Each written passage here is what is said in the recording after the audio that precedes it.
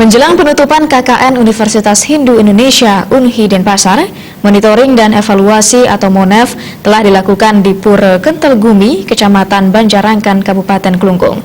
MONEV tersebut diharapkan mampu mendapatkan masukan dari semua pihak sebagai acuan pelaksanaan KKN tahun berikutnya.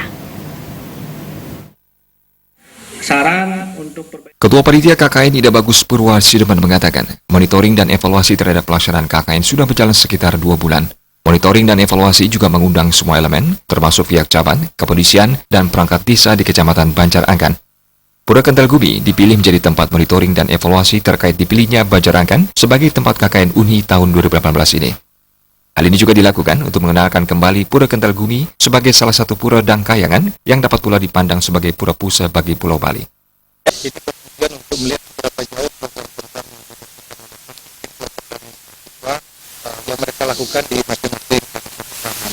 Dan feedback yang kami dapatkan hari ini ingin mendapatkan masukan apakah sudah tepat program yang dilakukan oleh mahasiswa selama mereka mengikuti KKN di desa petraman masing-masing.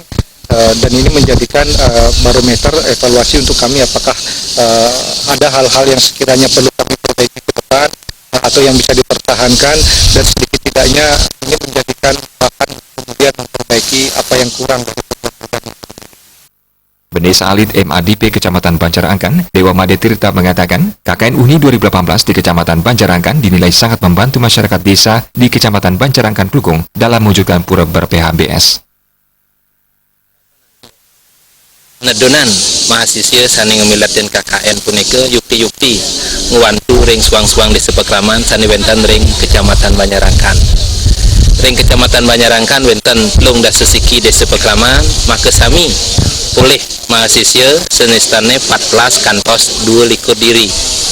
Iriki ring Kecamatan Banjarangkan sani keuntungan pinaka program inggih punika mekarya pura ber-PHBS. Monitoring dan evaluasi ini diharapkan mampu memperoleh masukan dari desa pekeraman di Kecamatan Banjarangkan agar kedepannya pelaksanaan KKN UNHI akan lebih baik lagi. Kita akan lakukan evaluasi.